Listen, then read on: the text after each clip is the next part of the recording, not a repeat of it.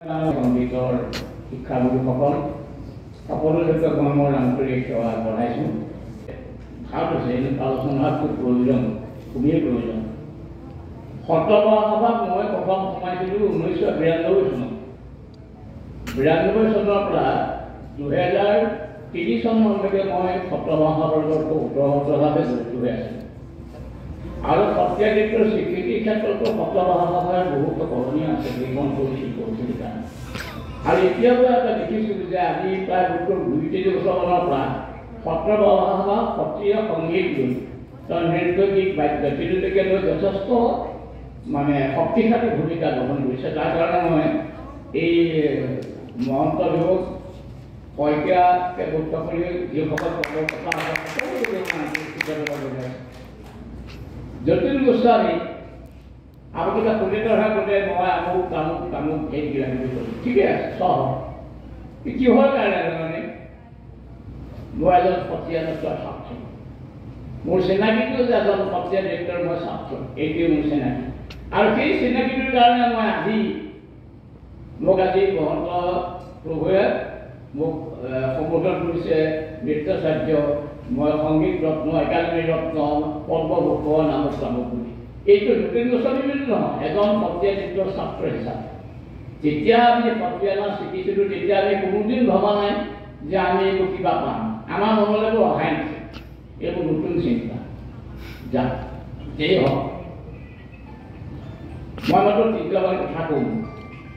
এটা কথা চাওক, অসমত সত্ৰ দুবিধ, এবিধ হ'ল বেদস্তি সত্ৰ, এবিধ উদাসীন সত্ৰ।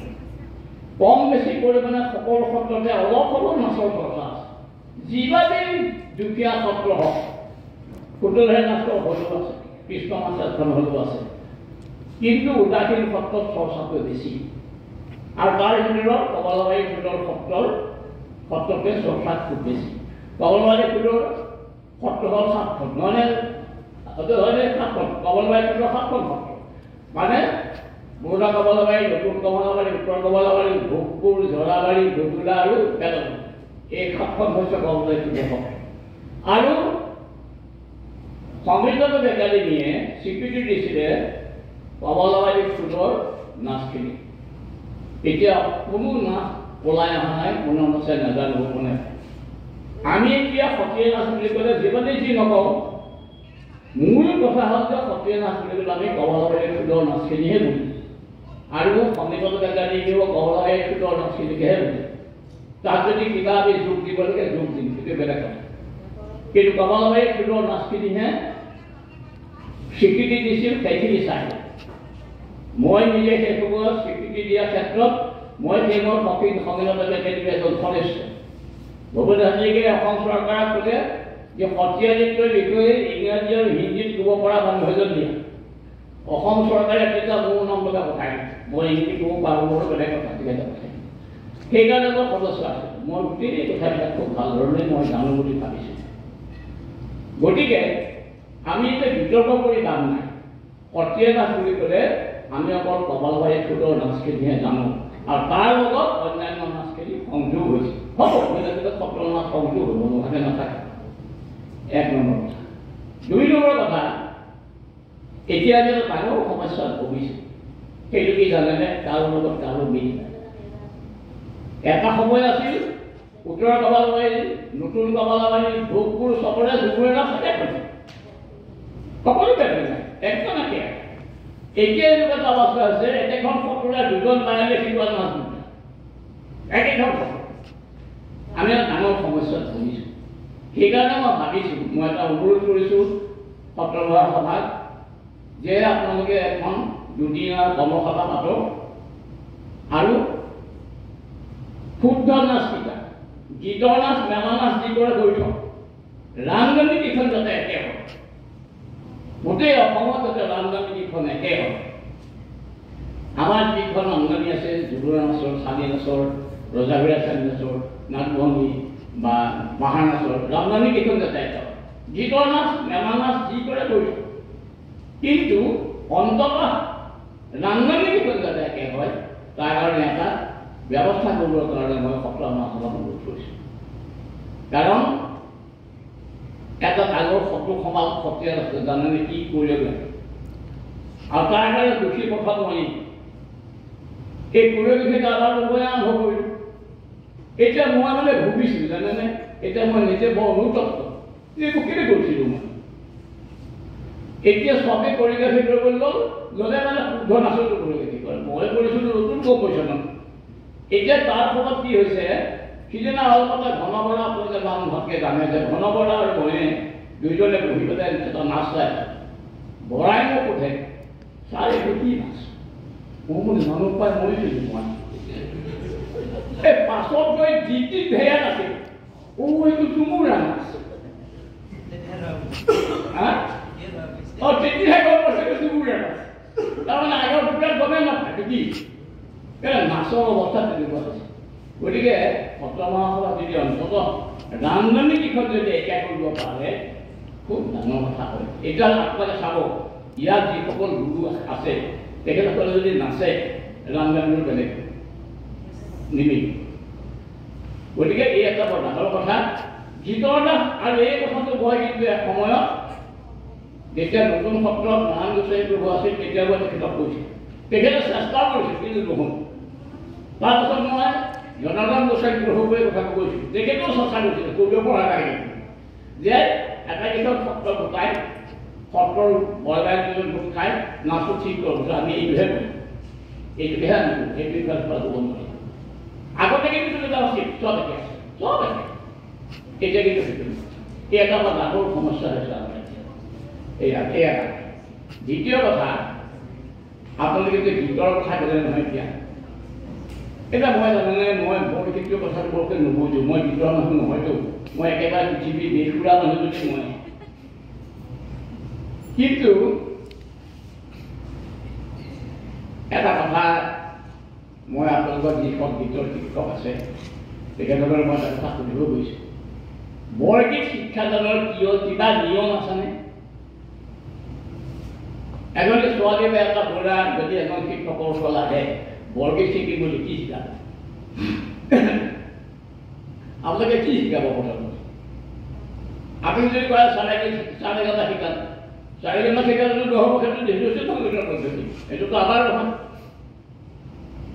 এতিয়া সত্ৰতে সৰুকৈ ল'ৰাই আহিলে সত্ৰৰ ল'ৰাসকলে বৰগায়কৰ ওচৰলৈ লৈ যায় কাঠৰ চৰিয়া তাতে 4,000 পইচা গামোচা আৰু তামোল পাত দি লৈ যায় লৈ গৈ পেলাই বৰগায়কজনক চন্দ্ৰাই দিয়ে ল'ৰাটো আপোনাক চন্দ্ৰ কৰিব তেনেকৈ আৰম্ভ আৰু যিটো ল'ৰাৰ মাত ভাল দেখিব এবছৰ দুবছৰ চাবা নাকটো ভাল তাকহে গীতলৈ নিয়ে যিটোৱে বজাব পাৰে তাক বায়নলৈ নিয়ে গতিকে আৰু বায়ন আৰু নাচৰ প্ৰায়বোৰ একেই প্ৰায়বোৰ একেই গতিকে তাত এটা ভাগ আছে প্ৰথমতে গুণমালা শিকাব চপৰ সভা ভতিজা শিকাব তাৰ পাছতহে গীতলৈ যাবগৈ গুণমালা ভতিজা চপৰ জোতৰ এইবোৰ শিকাব এইবোৰ দেখিব যেতিয়া যে ল'ৰাটোৰ মাতটো ভাল ই পাৰিব তেতিয়াহে গীতলৈ দিব গতিকে আমাৰ এতিয়া কি শিকাব এটা সংগীত পদ্ধতি স্বীকৃতি হ'বলৈ হ'লে তাৰ এটা নিজস্ব শিক্ষণ পদ্ধতি থাকিব লাগিব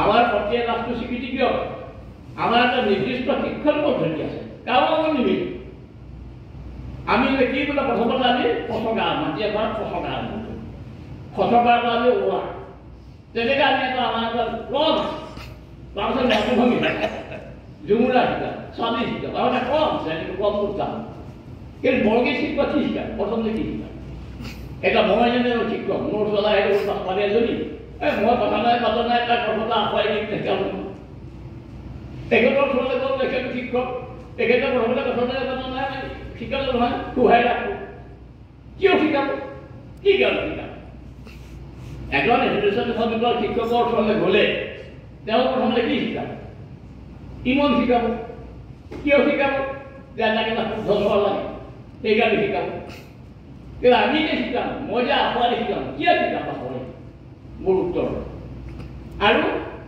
আমাৰ কোনো বৰগীত শিক্ষা এটা শিক্ষণ পদ্ধতি নাই আমি কি কেনেকৈ শিকাম যদি কয় যে চাৰে শিকাম সেইটো চাৰে গামাটো আমাৰ শিক্ষণ পদ্ধতি চাৰে গামা বাধানি এই সপ্তস্বৰ বৈদিক দিব সেইটো আমাৰ নহয় সকলোৰে সেইটো হিন্দুস্তানী নহয় কথাদেৱী নহয় তাৰ গতিকে এই কথাবোৰ আমি মোৰ চিন্তা কৰি চাব লাগিব যে কি কৰা যায়, কি কৰা যায়। আৰু এটা কথা আছে কি ফুলটো ডাঙৰ কথা নহয়, সকলোতে ধাৰণা আছে, হিন্দু দেশত ধাৰণা নাই, বেলেগ ধাৰণা আছে, প্ৰথমতে চাইকেলৰ ধাৰণা প্ৰথম আছে, বেলেগ বেলেগ ধাৰণা, একো ডাঙৰ কথা নহয়। কিন্তু প্ৰত্যেকটো ধাৰণাৰ গুণটো কিন্তু একেই। প্ৰথম ডান্সত আছেই থাকিব চবতা, প্ৰথম আৰম্ভত আছেই থাকিব, ই য'তেই হওক, ই কলাপুৰো হওক, ই বেনাৰস হওক, ই জয়পুৰ ধাৰণা হওক, এতিয়া বইলে ধাৰণা হৈছে, নতুন কেলকাতা ধাৰণা হৈছে এতিয়া, তাহলে সব কিন্তু তাতেই থাকিব, মতে তাতেই থাকিব।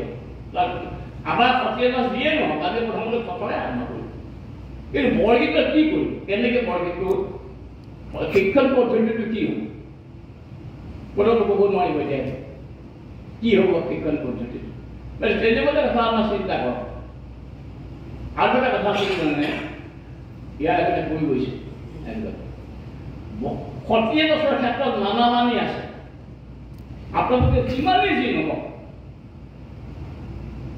কেইজনমান মানুহ আছে, আমি গোট খাই পেলাই যদি বহোঁ, মই যদি কওঁ আমাৰ আপোনালোক সকলোৱে জানে ৰবীন্দ্ৰ সাহিত্য সন্মিলন একাডেমীৰ এৱাৰ্ড, ইয়াত যিমানেই এৱাৰ্ডি আছে, যিমানেই যি নহওক সকলোৱে খুব ভাল জনা মানুহ। কিন্তু মই যদি কওঁ গোবিন্দক যে গোবিন্দ হাতটো এনেকুৱাহে হ'ব, এনেকুৱা হ'লেহে ভাল হয়, সি কেতিয়াও কৈছে চা নহয়।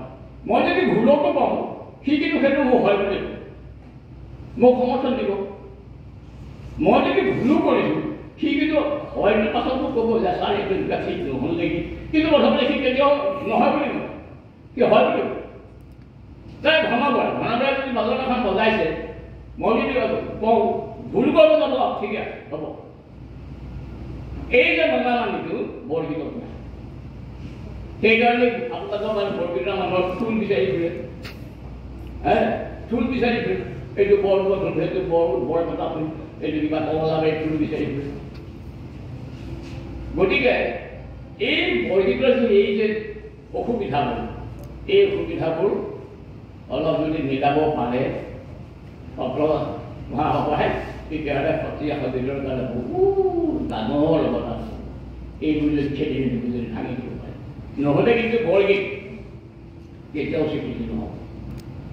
আৰু এটা কথা বহুতে নাজানে, যিটো ৰিজলিউশ্যনত সংগীত একাডেমীৰ যিটো ৰিজলিউশ্যন তাত লেখা আছে সত্ৰীয়া ডান্স অল এডিট ফৰ্মছ, সত্ৰীয়া নাচৰ লগতে তাৰ সহযোগী যিখিনি বস্তু আছে যেনে ভাওনা, বৰগীত, খোল, এই গোটেইবোৰে স্বীকৃত হৈছে।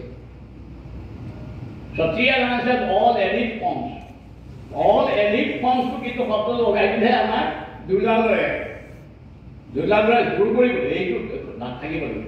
তাৰমানে যিখন এক্সপাৰ্ট কমিটি আছিল তাত আমাৰ অসমৰ তিনিজন মেম্বাৰ আছিল, মই, দুলালয় আৰু কি দাস আছিলে, হিমাংশু শেখৰ দাস।